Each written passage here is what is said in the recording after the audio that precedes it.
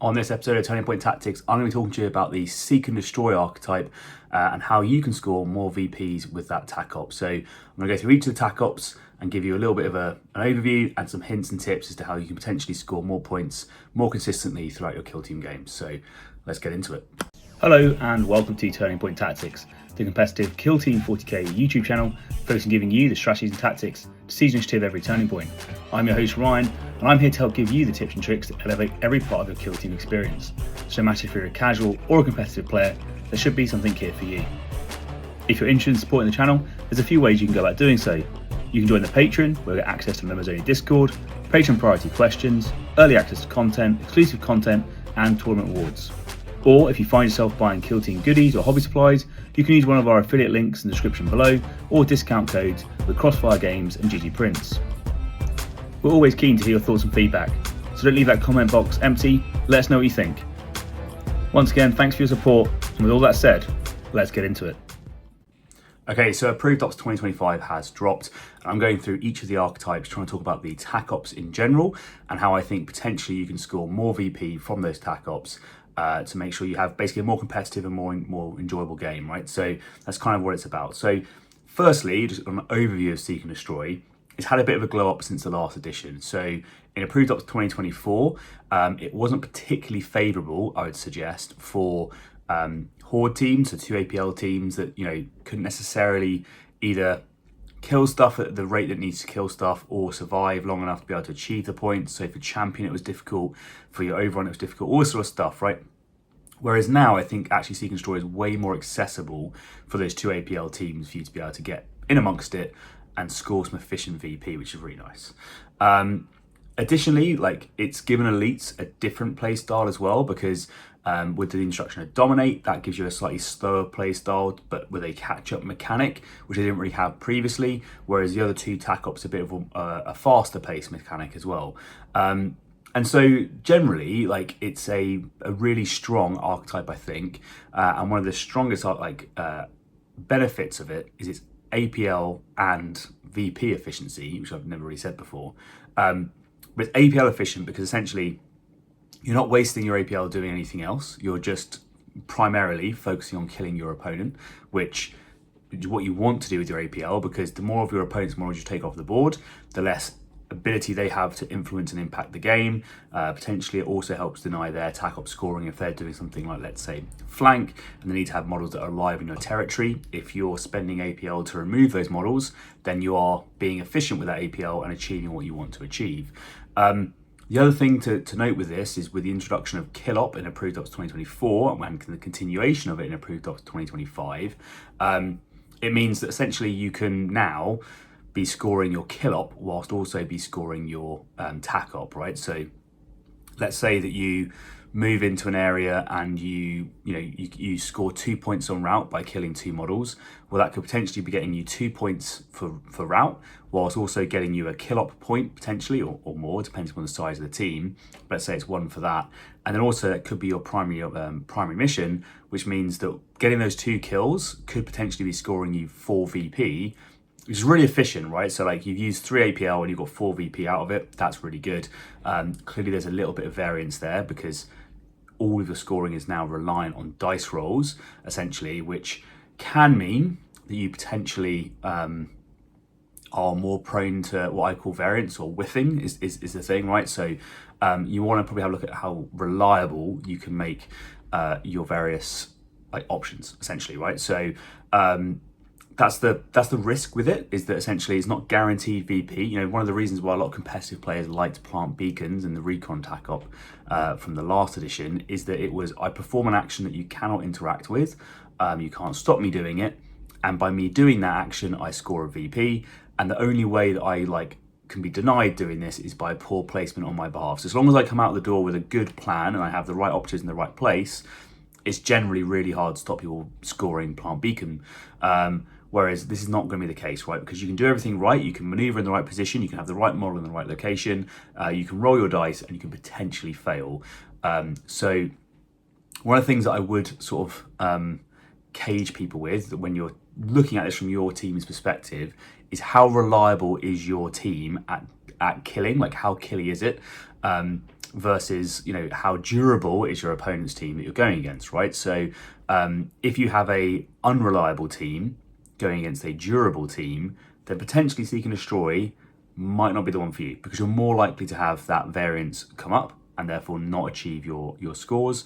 And you might then say to yourself, well, it's the dice that have let me down, when actually maybe the game plan of having a risky shooting tac op or whatever, like killing tac op versus a durable team was the wrong choice.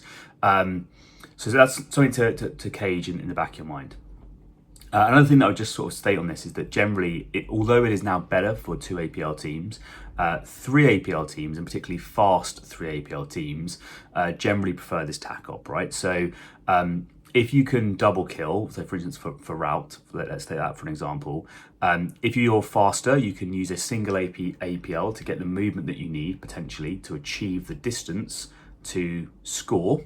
And then if you can double kill, then you'll be able to achieve that with the minimum amount of assets used, right? So let's say you're playing Blaze of Cain, right?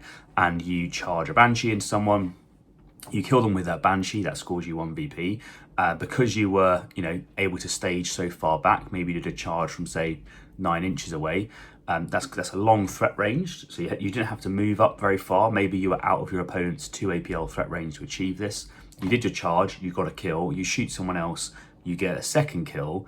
Well, now you've achieved your 2 VP for Rout, and it only cost you a single operative, and you also got a kill up point, and you might have got a primary point, right? So suddenly you're in a really good place with this sort of minimal investment of operatives, right? Whereas let's say if you're a 2 APL team and you're not against an elite team, so you can't get the 2 points for Rout, you're gonna have to be committing 2 operatives to be able to achieve this. So as I said, 3 APL and fast teams generally are gonna enjoy this a little bit more. But that being said, it is way better for Hordes than it was before. Don't think that this is in any way unplayable from a Horde perspective. Okay, so that's the overview. I'm now going to go through each of the individual tac ops and just talk about them, what they are, and where I think you can potentially, consider to use it or not use it, and some hints and tips to go with it as well. So we'll get into that now. Okay, so first up, we're going to be talking about sweep and clear. And I'll just read through the card itself, so you guys are all familiar with what the rules are, and then we can then talk about some of the key bits. So, firstly, the reveal.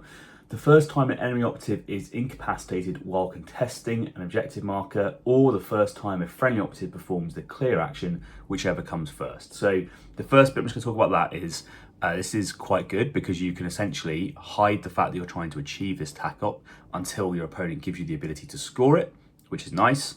And with all of these Seek and Destroy tac ops, you'll notice that there's a theme there. But that's the first bit. So you can hide it, but note that if you perform that clear action, so if you're trying to be APL efficient, you move up to a point, clear it, and then wait for someone to move on and then give you the VP to kill them, then you're going to be telegraphing, i.e. letting your opponent know ahead of time that's what you're trying to achieve, which might act as a deterrent, and that might be a tactic that you want to use, but equally might just let your opponent know that's what you're trying to achieve, and therefore they don't do it to deny you 2 VP. So the reveal is interesting on that one. Generally, unless you have a strategy to try and force your opponent off of objectives, I wouldn't be performing that clear action ahead of time, because it's just going to give your opponent the knowledge that they need to, unless it's say your very last activation, so you can then move on to it, clear it, and then if your opponent comes on it, you know that you can then potentially kill them with your counteract, say. But that's the only time I personally would suggest that doing the clear first would make sense. Additional rules. When an enemy operative that contests an objective marker is incapacitated, that objective marker gains one of your swept tokens, if it doesn't already have one, until the ready step of the next strategy phase. There's a mission action. Clear. An objective marker the active operative controls is cleared for the turning point. An operative cannot perform this action during the first turning point or while within control range of an enemy operative. Victory points. At the end of each turning point after the first, if friendly operatives control any objective markers that have one of your swept tokens, you score 1 VP. If this is true, and any of the objective markers are also cleared, you score 2 VP instead. You cannot score more than 2 VP from this op per turning point. Okay, just want to focus a few bits on the technical elements of this tac op, right? So, okay, so when an enemy operative that contests an objective marker is incapacitated, that objective marker gains one of your swept tokens if it doesn't already have one, so it can only gain one, until the ready step of the next strategy phase. So this is the first reason why I don't think this is necessarily a good tac op, because you need to do this every single turn during the turning point that it happens, right? So you can't kill someone on turning point 1, then drop a token, and then on turning point 2, you move on to it and perform the action to be able to score that point. So you can't do that. So therefore you need to do it each turning point and you need to be performing these actions, okay? So that's the first bit. The next bit is for you to be able to score all the APL, because you need to kill someone, that's going to require usually an action, which means that you'll then have to use an APL to achieve that. And you're going to have to use another APL to perform the clear action to be able to get your second VP. So to be able to max this tac op out, the minimum APL requirement is 6 APL, assuming you have a very reliant killing ability.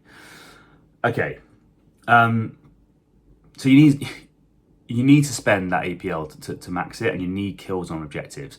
The first kill potentially, because you're not necessarily going to telegraph that, is going to be achievable, I think. But then you might find that you don't necessarily have the APL to achieve what you need to post that, right? So if you need to do a mission action, if you like to actually do the crit op, you need to do a mission action to be able to then clear the point, and you need to do a shooting or fighting action to get your kill.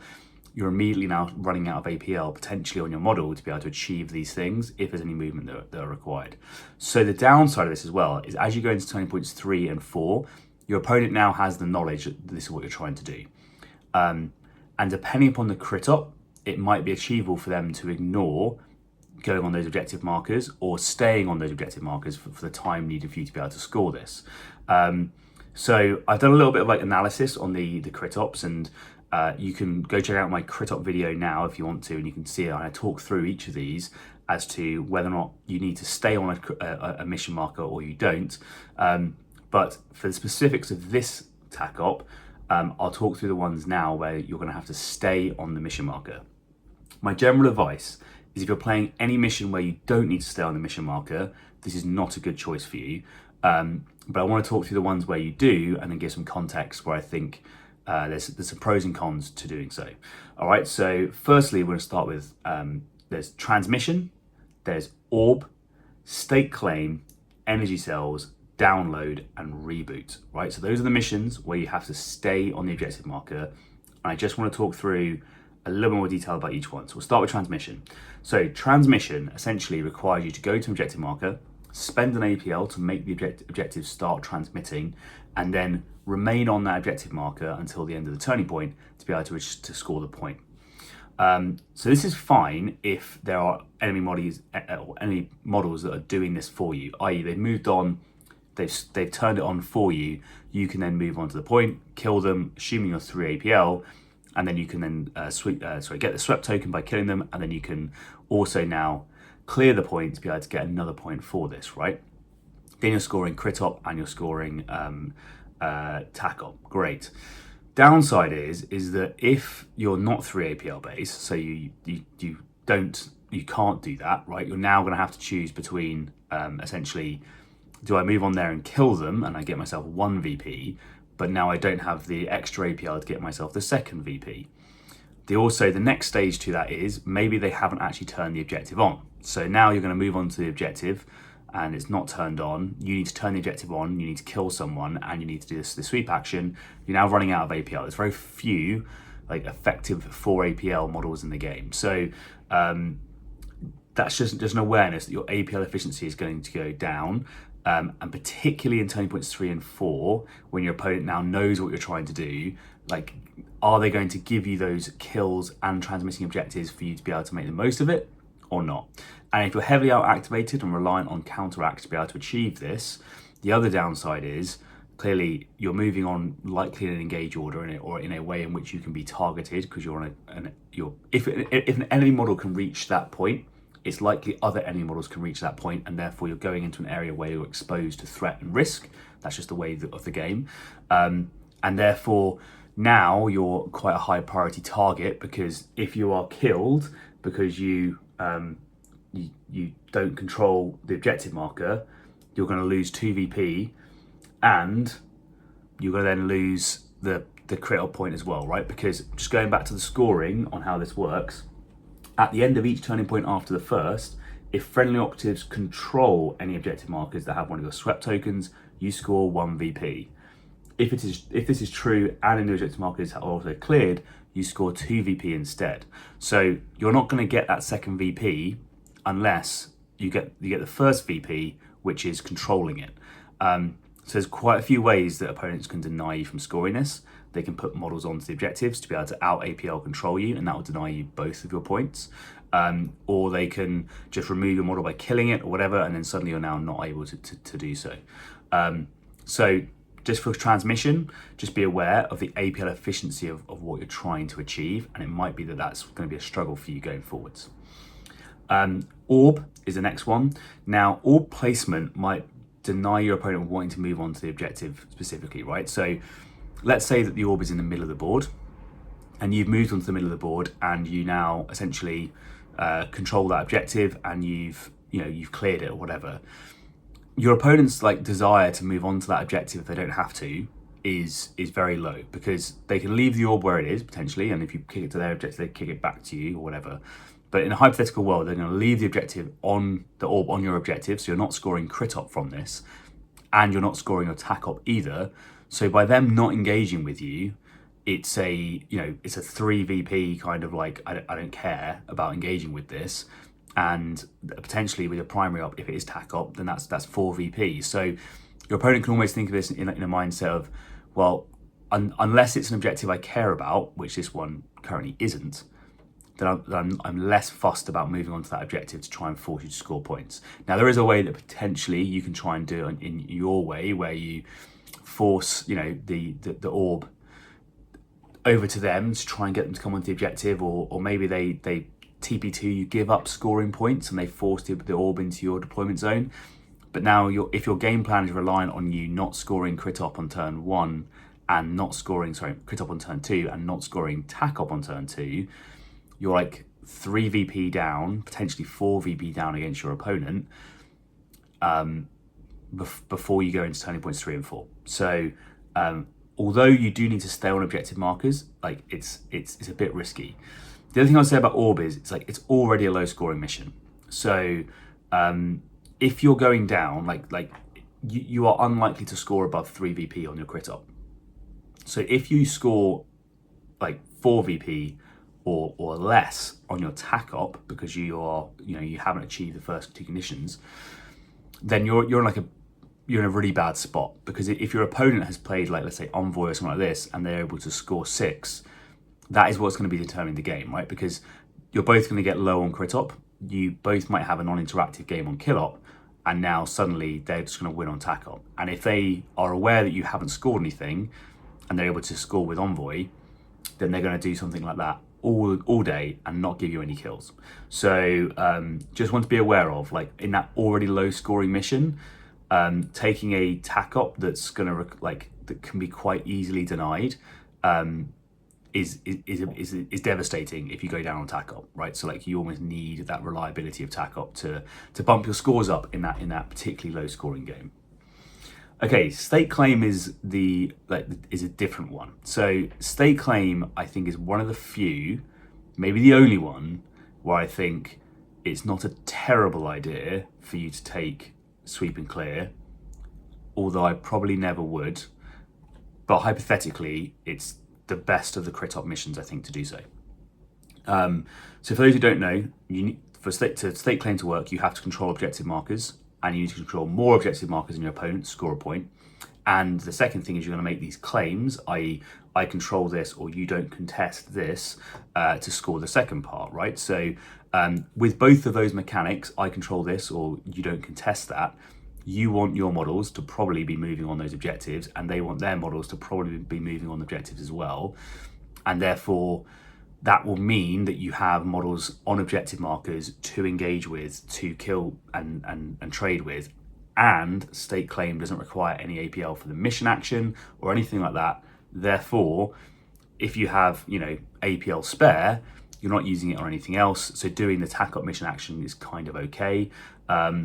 So yeah, like you can play it on that one, and then your opponent is forced to kind of make a decision of, if I want to score crit up, I have to engage with your tack-up. And they hope that they can just basically keep you off objectives. Again, this is kind of like an all eggs in one basket scenario, right? Because your control of the crit up is one like caveat for scoring, i.e. do you control the crit up?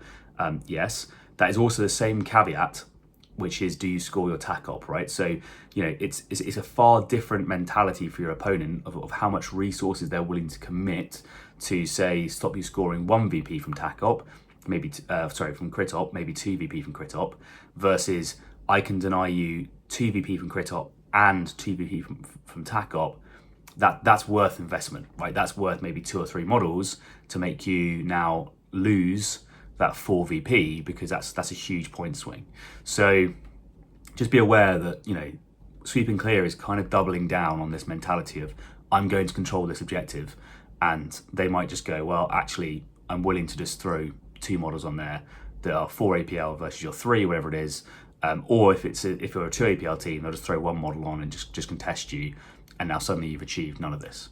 But you've expended quite a lot of resource to get to that point.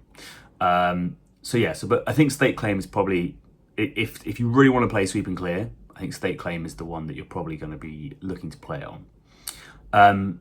Energy cells is the next one. So it kind of starts off okay, right? Because it's very hard to move the energy cells away. But there is a potential that you're going to go against an opponent that has essentially put their operatives on like stage such that they can then pick up these energy cells and move away with them in the next turning point. Now, this is already a difficult mission to achieve, right? But if you are now having to chase someone that is, you're trying to kill someone that's got the energy cell, got the objective marker, and then when they die, they're going to place it away from you, so that you then, your single model can't then reach it to do the mission action. You're kind of always chasing this like unachievable goal. So again, it's kind of risky in that sense that you might find yourself in a horrible position where your objective markers are all gone, and then suddenly they're not on the table anymore, and you're now chasing them, looking for these these objective markers, which could be difficult. I assume that if you do kill them when they're carrying it, you immediately get the swept token, because I believe they count as contesting it when they die. But I'm not 100% sure on that, but I'm pretty sure that's how it would be ruled. But they are going to place it away from you within 1 inch of themselves, and they're going to make it so that it's probably like unachievable for you to be in, to sit on it at the same time, right? So energy cells, you might end up sort of having to chase them down, which isn't great.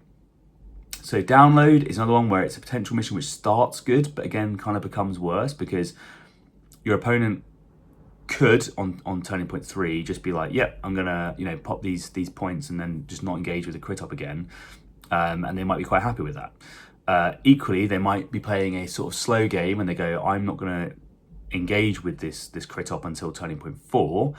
I'm not going to put anyone on the objectives on turning point 2. I go down a VP. That's fine by me. I'll let you do that.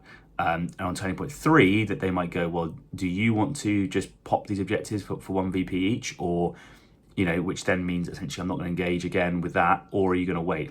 So I can kind of see that the issue is later on you're going to be in a horrible position where you essentially don't have like the model's objective markers to engage with. So although you could get points early, if your opponent is playing a slow game, then, or a slower tempo, then you might not be able to achieve this tack up at all. Cool.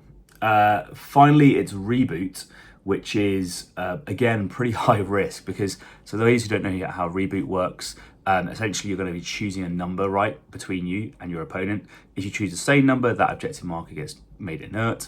If you choose different numbers, it's the one that you guys haven't selected becomes inert, right? So that's kind of how it works. But we talked about APL efficiency when it comes to like like transmission, that sort of stuff. Well, potentially you could be moving a model onto an objective marker that is inert, that costs you 2 APL to be able to make not inert, and now you also have to do a mission action to clear this objective marker, and you ideally want to have some APL left to kill models, right? And so in this sort of scenario, I think you're just running out of APL, unless you happen to draw the right numbers every time and it happens in the right location so that you can just commit to it as and when. But particularly for like a 2 APL team, like I can see it being horrible where the model that you actually want to do just be controlling the objective and turning it back on for you to score points can't, and your APL buffs are now having to go out to either score your attack op or score the crit op, and now you're not too sure what you want to do. And if your opponent is happy to not engage, they can potentially say, well, unless you commit the APL and the resources to go onto that objective and turn it back on, I'm not going to engage with it, and therefore potentially they don't come out because they don't need to.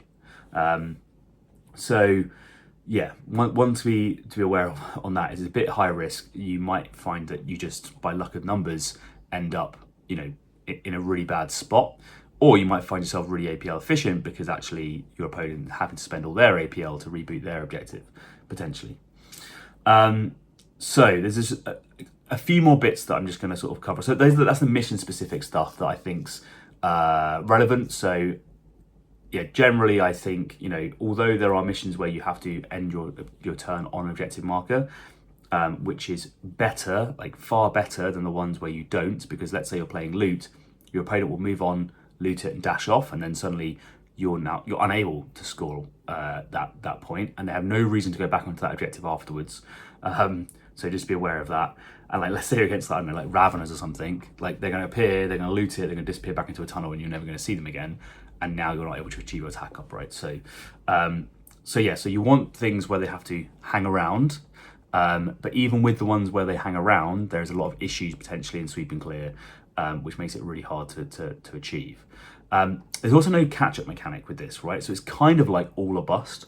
So if you don't achieve anything on TP2, then you're not like, you're just 2VP down. And then you need to be controlling an objective marker at the end of TP3 and in TP4. So like, there's no way that you can be like, well, I've banked some points or anything like this. So it's kind of like, it's all in. And if you don't achieve on turning point 2, you're immediately down to max 4 VP. And then let's say you get unlucky and you lose a model, well then you're down to 2 VP or whatever. So it just feels like a lot of risk is involved in sweep and clear. And so therefore, I just think it's not necessarily the best. So yeah, you kind of need a cooperative opponent. And to be fair, you might get that if you play against a Martyrs team, but you don't know that your opponent's going to take Martyrs, right? So there is, I personally, I'm not as as sold myself about Martyrs as other people are. I know a lot of people are really rating Martyrs. They think it's really, really good. I'm not there personally. I think it's one of the weaker tack-up options when you compare it to say Envoy or something like this, which I think is generally much stronger. I think Plant Banner is like a map-based option, which on some maps is really strong and going to be really hard to counter. Like, I don't even know how some teams will do it. Versus, say, as I said, like Envoy is really good, but just Martyrs, it's just a bit risky. But let's say your opponent has taken that, then yes, this will end up being potentially a little bit easier for you to achieve, because now both of your attack ops are required to interact with each other, and therefore you can achieve something. But even with that said, I still think it's like you won't know that, right? When you're sitting down opposite your opponent, if your game plan is, I really hope you pick Martyrs as your attack op, I don't think that's a good game plan. So I think you should plan for the worst case of them not having taken that and figure out what your game plan would be. It's also, out of all of the Seek and Destroy attack ops, the least APL efficient. And so I just think that, when you're playing these teams, you want to be spending as much APL as you can, either doing damage, playing the crit op, or movement, or survivability, right? And by survivability, I mean things like on Into the Dark, closing hatchways so you can't be attacked, I mean moving out of visibility, using your movement to do that, or moving out of threat range against a melee team. Potentially you're moving into to kill someone, then back out again so you can't be charged. Or against a shooting team, you're dropping things like smoke grenades, where you're then going to make yourself harder to potentially be killed. If your model requires so much APL to achieve all its actions and objectives, you're now going to have to be choosing between, like, do I kill this other model, which might be good, or do I do my clear action? Do I, drop a smoke grenade and live hopefully a bit longer, or do I do the clear action? And so that for me, I think is what makes it a particularly weak tac op. So generally, the main thing I was going to say, Mission 5 State Claim is probably the best option if you were to play this.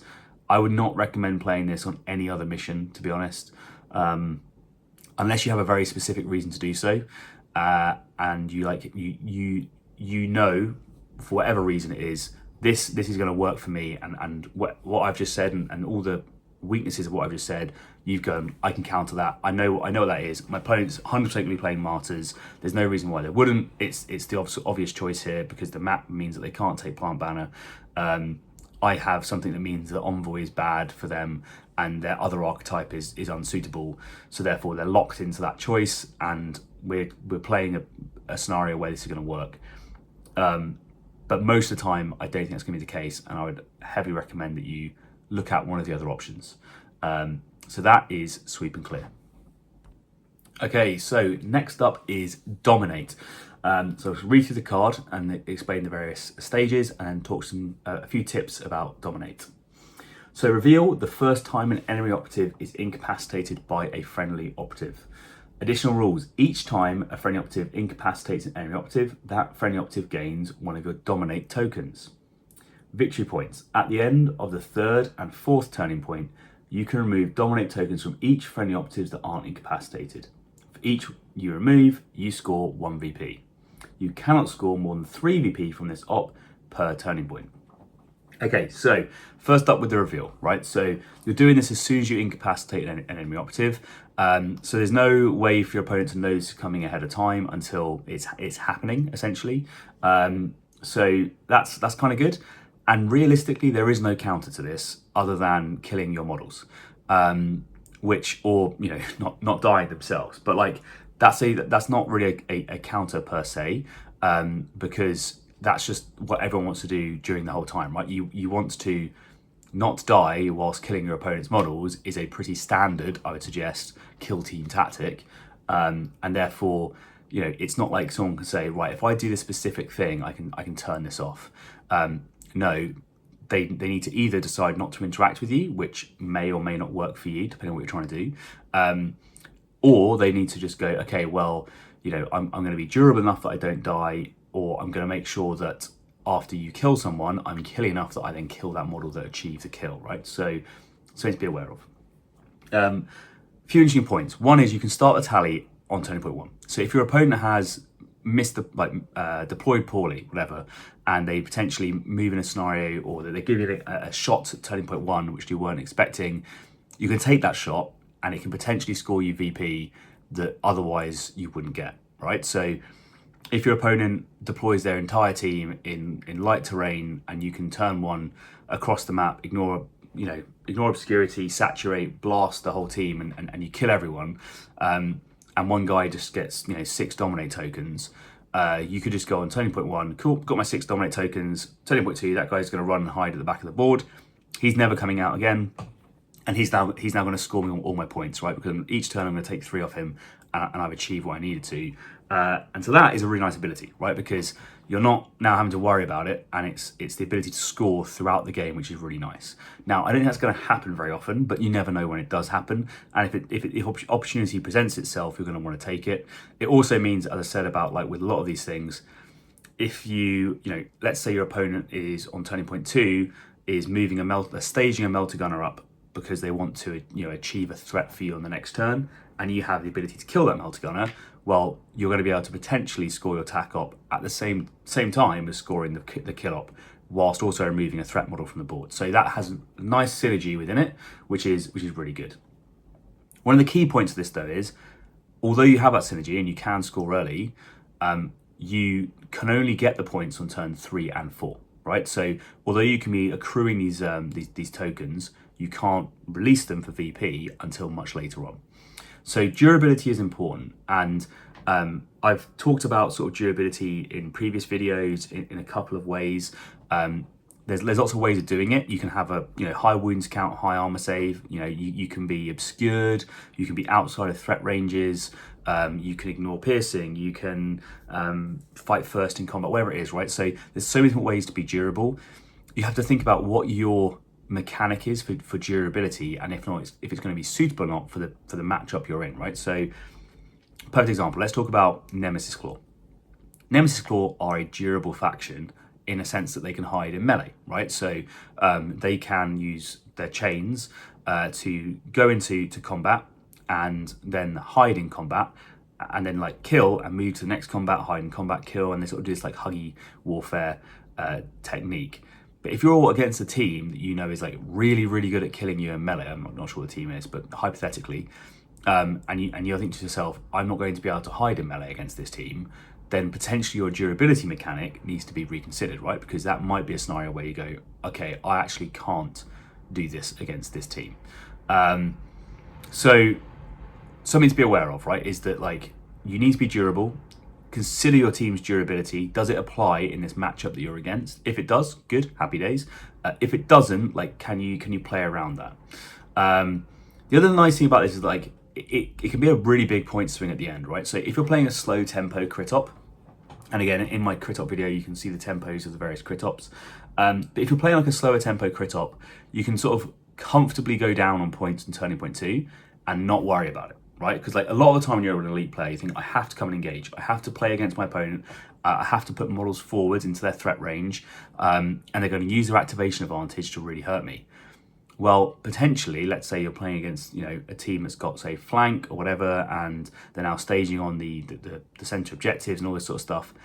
Well, you could be, quite a long way back almost, not engaging with them until turning point 3, and then suddenly you're engaging with them, you're picking up the kills from the model they have on each flank that they left exposed to give you your dominate tokens, and then you're engaging with the guys on the crit op, so they have to then come forward and engage with you, which gives you more tokens, and then at the end of turning point 3, suddenly you might be scoring 3 on your crit op, 2 on your crit op and 3 on your tac op, and suddenly you're balancing back up, right? So you have this like late surge potential, which is a very different ability that elites didn't have before. You're not having to engage as early.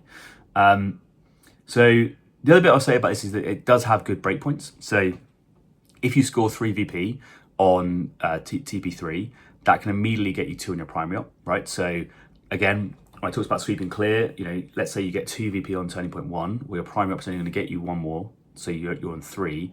And if you don't achieve it on turning point 2, then you don't get that breakpoint advantage.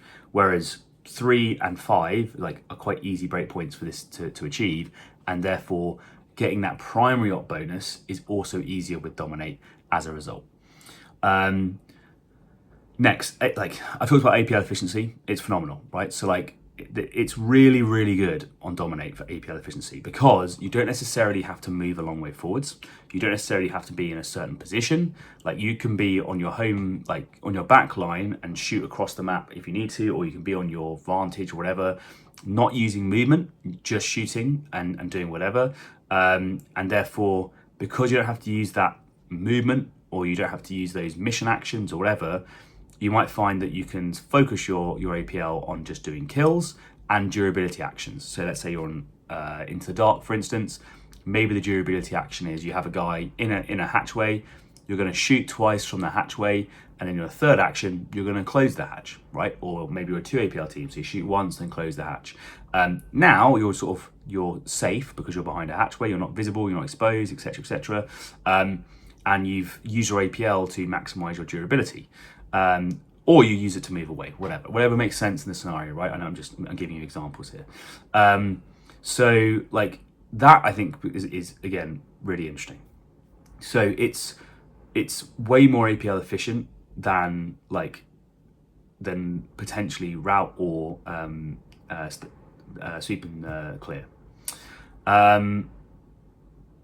It is better versus hordes than elites. Against elites, this can be quite difficult, and the reason is that you only get one dominate token per kill, and clearly, like a, let's say, 14 wound 3-up save model is significantly harder to kill than a 7 wound 5-up save model, right? So the likelihood of you killing 2 7 wound 5-up save models versus, say, one like elite model is significantly like more likely, and therefore you're in a better place. So one of the sort of the things you want to consider is, am I likely to achieve 6 kills during the game? And if I am, like, okay, cool, like, then this is probably suitable for me. And if I'm not, then like, how many am I likely to achieve? And does that work for me when it comes to what my thresholds are for TAC ops? So let's say you're playing against another elite team. Like, are you likely to kill 5 to be able to then get your, you know, your 3 on your crit op, sorry, on your primary op? Yes, no. Is that likely? How durable are they? Is the durable applicable in this current situation? Do you have the tools to do the damage to get around that durability? And like, that's kind of like how I'd be trying to gauge this, right? Now, the other benefit of this is like, if it's like a cagey game, like, a lot of the time you might realize, or you've played games where, you know, you're against a cagey opponent and you know that you're not going to be able to get those kills nice and early because they're too far away. But now you have like a way around it because you can get the kills later, right? So that durability mechanic of I will hide away from you on turning point 1 and 2 might not necessarily work against dominate, because you can potentially be happy with that and just score in TP 3 and 4. But you do have to be careful not to delay your game too long, because you still need to score 3 kills on turning point 3, right? So like, there's still a balance of pacing there, but that's kind of the way in which it works. So that's dominate, and I think it's really strong. I think against horde teams where, you know, you can get 6 kills quite easily, it makes perfect sense. I love the sort of the to and fro of it. I love the change in tempo that it offers elite teams. I don't think it's always the right answer, by the way. Like, I think it's a strong answer that most of the time will work, but I don't think it's always the right answer. And what I like about it is as I said, it's that ability to have a sort of tempered game, right? Where you're not necessarily all in to trying to just like get kills straight away. You're actually going, all right, well, I'll do a little bit now, and I'm going to focus some of my APL on crit op and durability. And by durability, I mean moving outside of threat ranges or visibility or whatever, or using smoke grenades or closing doors or whatever you need to do.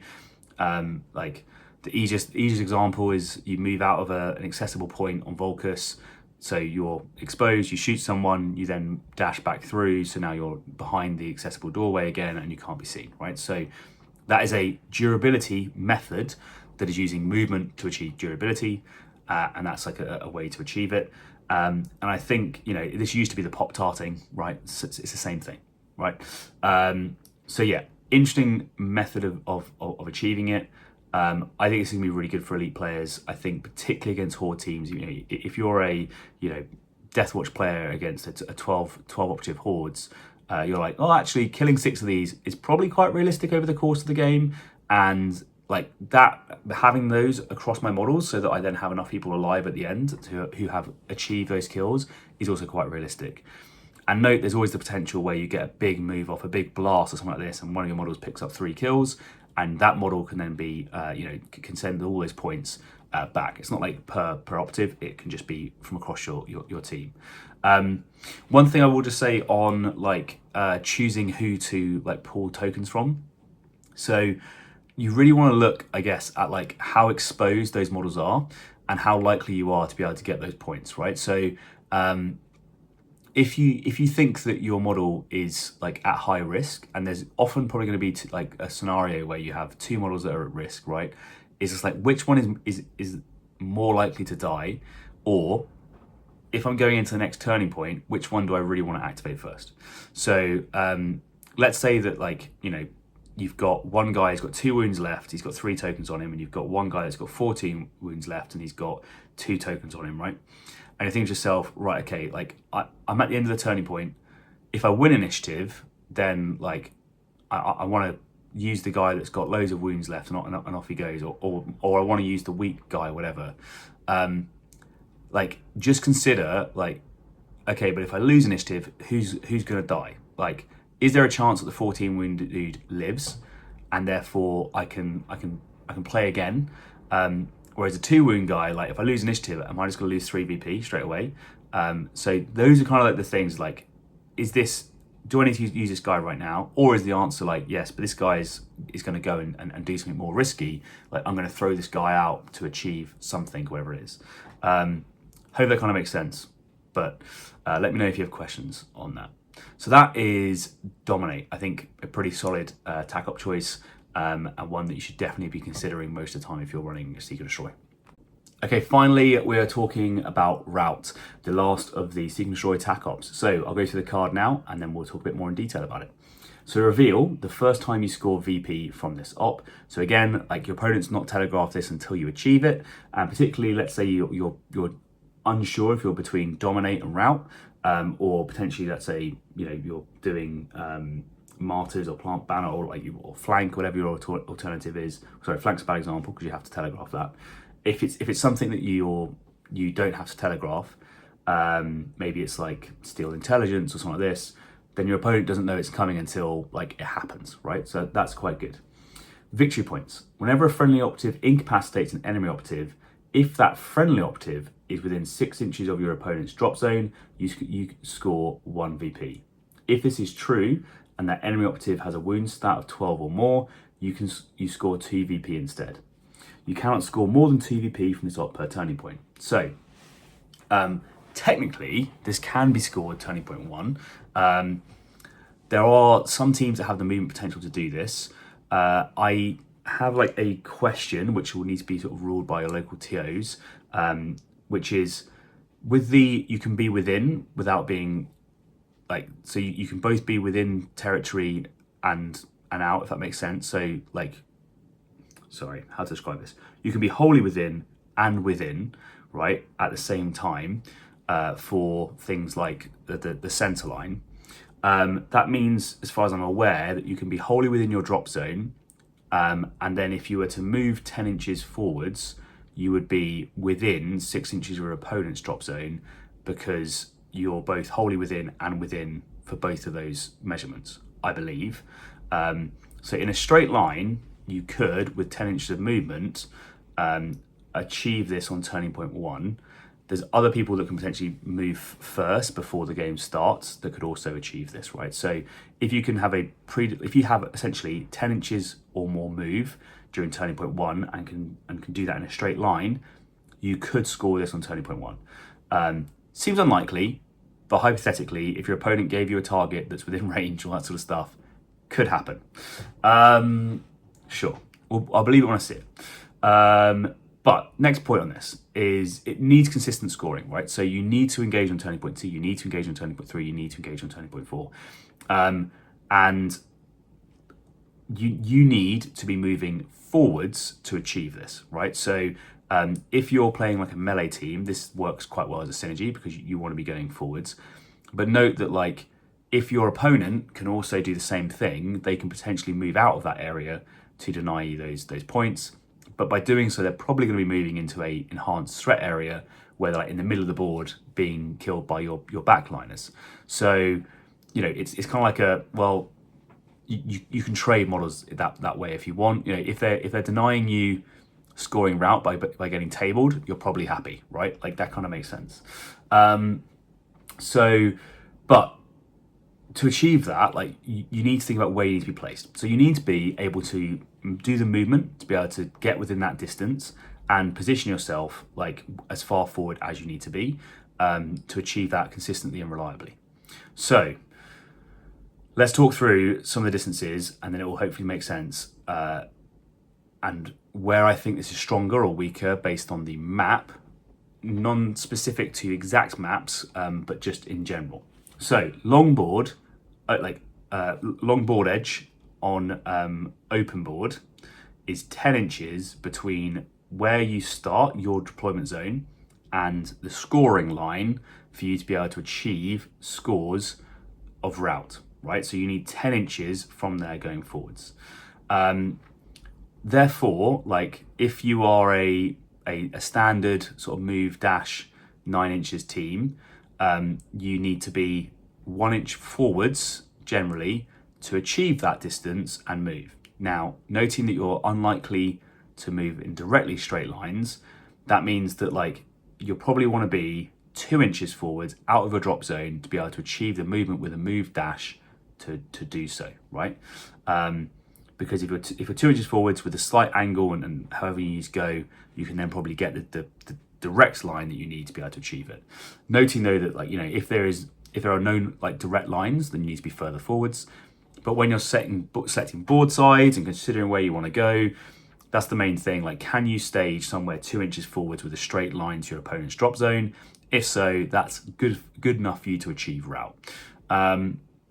If you are a 2 APL team, then you need to remove the dash from that, which is 3 inches, and therefore you need to be 5 inches forwards, right? Now, equally, if you're faster, if you move 7, sure, you can reduce that. If you're slower, you need to increase that, etc., etc.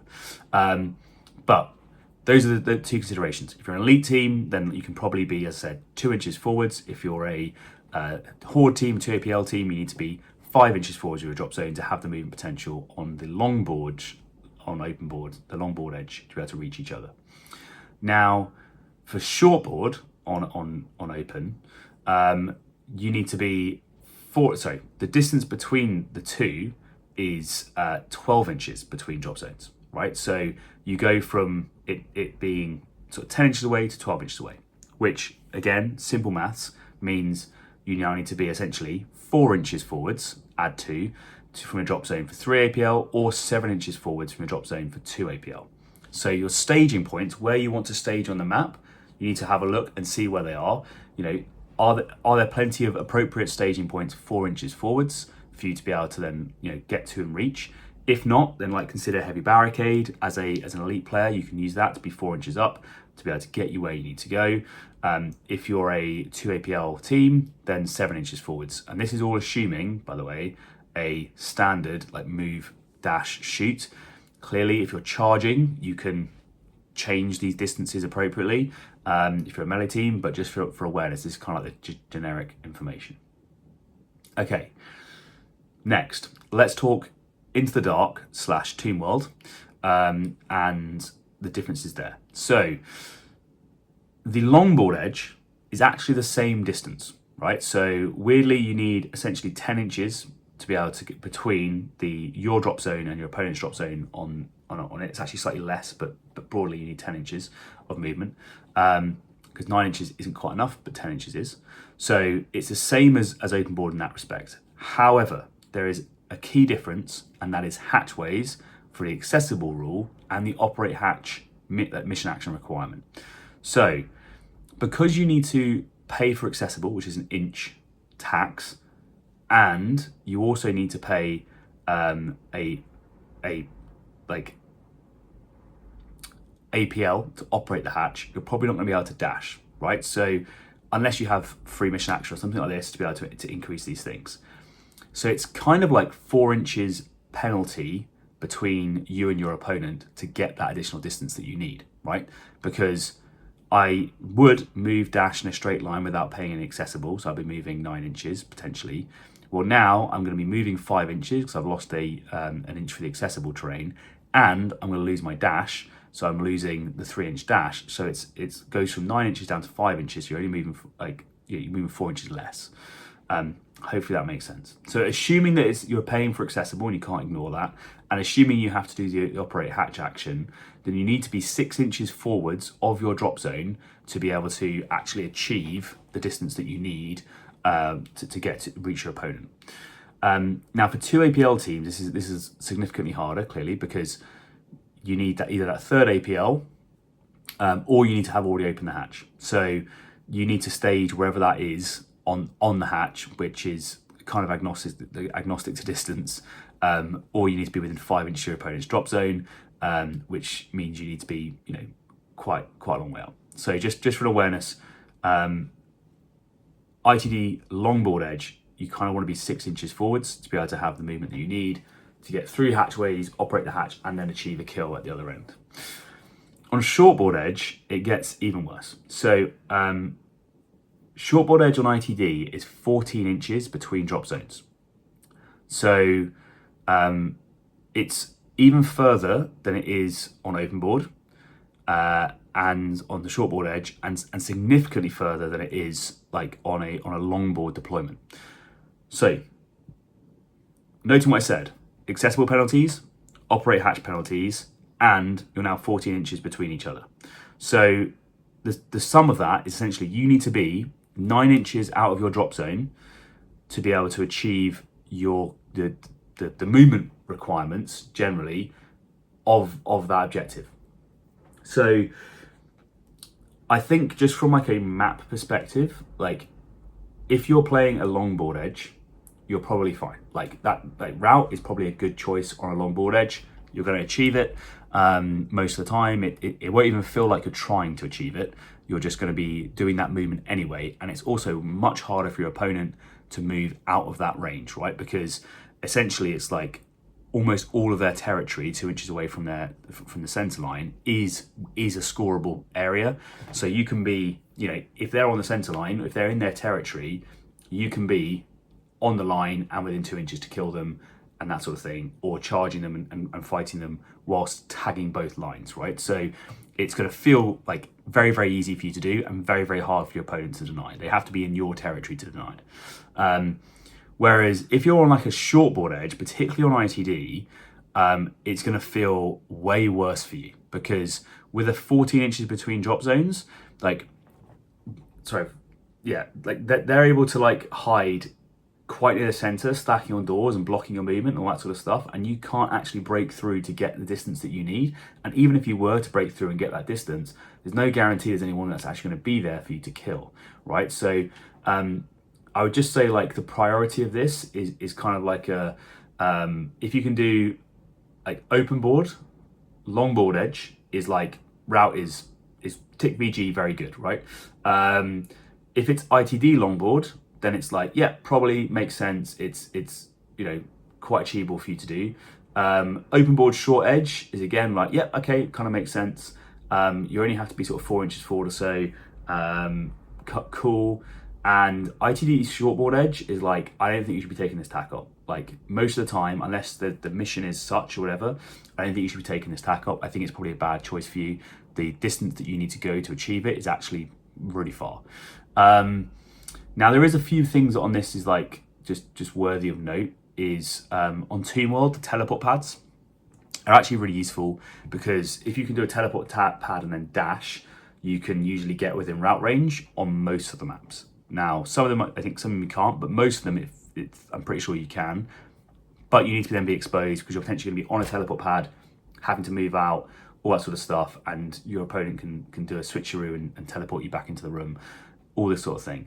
But just for awareness, like that's kind of like a way around this is on Team World using the teleport pads to your advantage. Now, general points, what I would say is clearly like faster teams are going to find this easier. You can be further away from your threat range.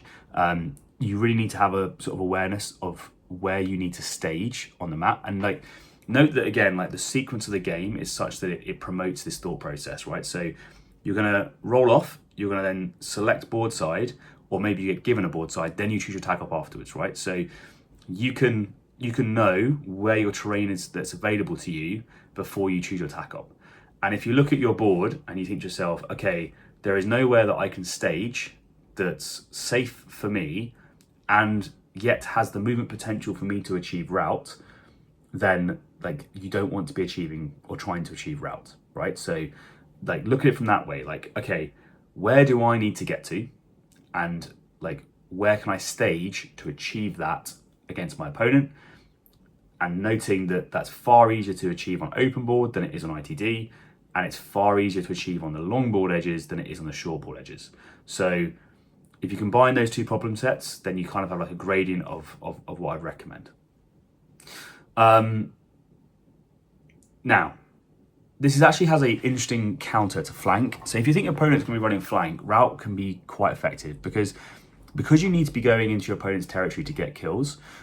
you're immediately by default, like you're contesting their ability to score flank, right? So now they need to kill the people that have already like activated and killed stuff to deny flank, and that means that they're probably chasing already activated models, which could potentially work quite well for you. So it's one to note that like there is a good counter synergy in this because you need to move forward and do this anyway, but they also want to kill those models. So that's just kind of one of the things I would say. If you want to take this versus elites, so this is pretty good against hordes.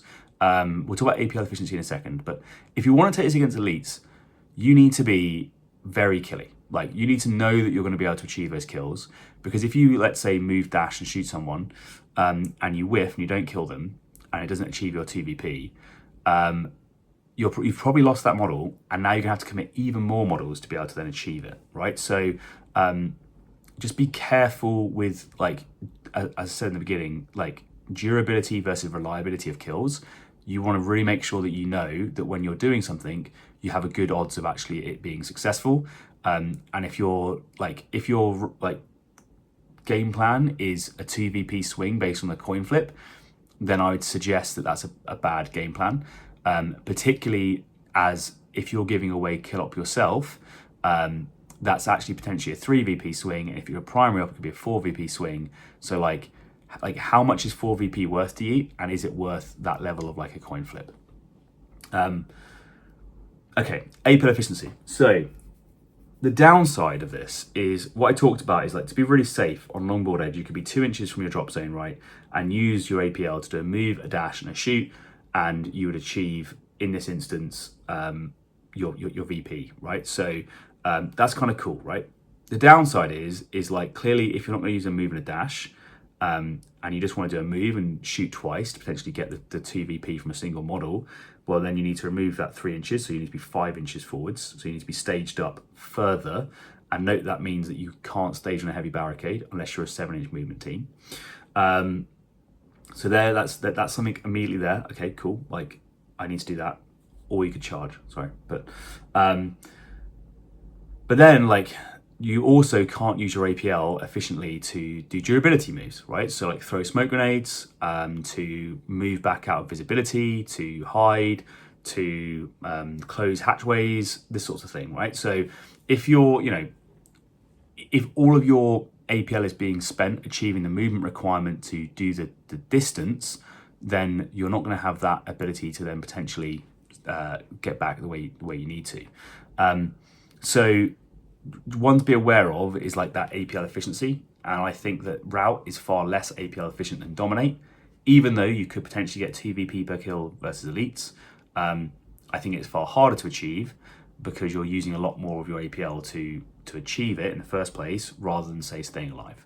So what I have found is that when I play Rout, I usually run out of APL for things like smoke grenades and survivability, whereas when I play Dominate, I usually have the APL available to do those sorts of things, or to move back out of visibility if I need to. And I find that at the end of the game, as a result, I have more models alive because I've invested APL in keeping them alive rather than putting them out to be able to get kills and achieve VP.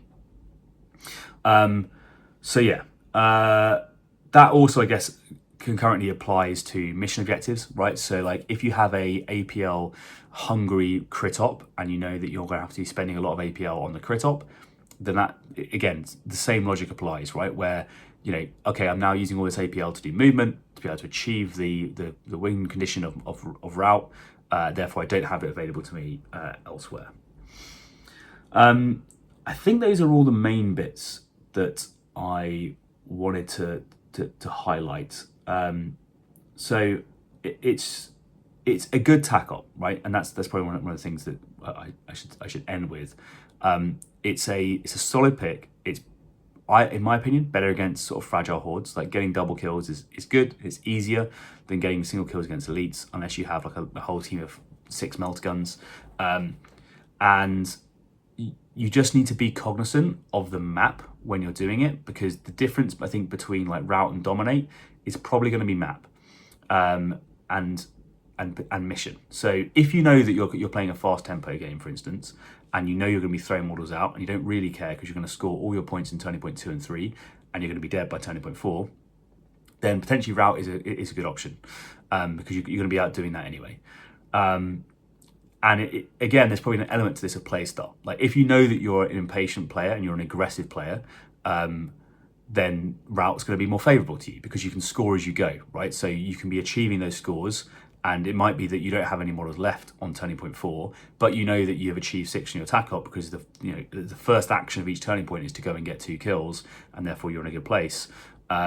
So like that's probably the logic of it. Whereas if you know you're a slow player, you don't want to take risks, you want to play cagey, then Dominate is probably going to favour your play style because actually you know that, well, I don't want to take that risk. I don't want to lose that model. I don't want to put myself out there. Therefore, actually Dominate is probably better. Learning to mix up between those two play styles based on the, in my opinion, crit op and map is going to be critical for your success of Seek and Destroy, right? So if you just lock into, I only ever play Rout because that's the right answer, I think you're going to find yourself on a short board edge ITD game thinking to yourself, I have no idea how I reach like this opponent's drop zone, and you're right. And equally, if you only ever play Dominate and you find yourself in a fast tempo game against a hyper aggressive opponent, you're going to think to yourself, good lord, like how am I going to make this work? So just consider the APL efficiencies of both. As I said, like I think Dominate is more APL efficient most of the time. You can spend more time doing durability moves, whereas Rout is probably better for that more aggressive all-out gameplay. So that is all 3 of the TAC ops complete. Okay, so I just want to give a quick summary of where I think these TAC ops lie. So for me, I think Dominate is the strongest TAC op in the pack. Out of the 3, I think it's the one that you should probably turn to most of the time, with the exceptions or with the caveats of probably not against elites necessarily, unless you're a very, very killy team. And if you are against elites and you're not very killy, then I would suggest looking at other archetype potentially as a better alternative. Unless you have like 2 or 3 big killing models that you can sort of guarantee kills with. Whereas in that case, number 2 is Rout, in my opinion. So I think most of your games should be on Dominate. The next majority of your games should be on Rout, flexing between those 2 based on matchup, mission, and map. And finally, Sweep and Clear I think is the weakest of all those options. I think it's the most APL intensive. It has the least synergy that you want to achieve. And for me, I think unless you have a very, very specific reason as to why you're choosing it, I would personally stay away from it. I would like it to be changed. I think the swept tokens should be one of those things where you can stack as many as you want and they only go away when you clear them. And therefore, it gives you a mechanic to essentially kill lots of people on turn 1 and turn 2 and then reap the rewards on turn 3 and turn 4. But the fact that you need to kill someone on every single turning point just makes it really, really hard to achieve. And it being so easy to deny by needing to control it, I think that should probably be a contest, not control, in my own opinion. So for me, as I said, if you're a new player or you're an experienced player, you're looking at how to win with Seek and Destroy, I'd be looking at Dominate, I'd be looking at Rout, I'd probably be avoiding Sweep and Clear where possible, and I'd be considering how to sort of use that APL as efficiently as possible to maximize your killing and your VP scores every turning point. The other thing that just like my last sort of little thing on my mind is just be aware of when these things trigger and making sure you don't necessarily give it away too early if you don't need to. If you've got a very low probability kill on, let's say, turn 1, like going for that Dominate kill turn 1 to just then potentially telegraph that you have Dominate isn't necessarily the best option. Because you might find that your opponent doesn't know what you have, and by doing so they're going to position differently, and it might be like, say, they might be trying to deny you Rout, so they're like, oh, do I move forwards, do I hold back, do I, where do I position my model so that I don't do this? So using that reveal caveat to your advantage kind of makes sense. Don't give it away too early, and that's how I think you can probably win with Seek and Destroy. What questions do you guys have? Did I do anything wrong during that? Did I make any misspeaks or mistakes? Let me know in the description below. Have you had a different experience when you've been running your TAC ops? Have you found a way to make Sweep and Clear work where you're getting 6 VP every game and it's something that I'm not aware of? Let me know your strategies. What's useful for you? What other things have I missed? I'm going to be doing one of these for each of the archetypes, so hopefully I can roll it into the next video and make it make sense. That's been it. Hope you guys enjoyed, and I'll see you guys in the next one. That brings us to the end of the episode. Hopefully you found something new or useful while listening, and if you did, throwing us a like would be greatly appreciated. If you want to make sure you don't miss any episodes, make sure you hit that subscribe button and click on the bell so you get notifications as soon as the next one drops. It really is the best way to help a small channel like ours. And if you can't wait and you do want early access, we have a Patreon where you can get exclusive access to all our content ahead of time. As always, we'd love to hear your thoughts and feedback. Just drop a comment below and we'll get right to you. Thank you so much for listening. I'm your host Ryan, this has been Turning Point Tactics, and we'll see you next week.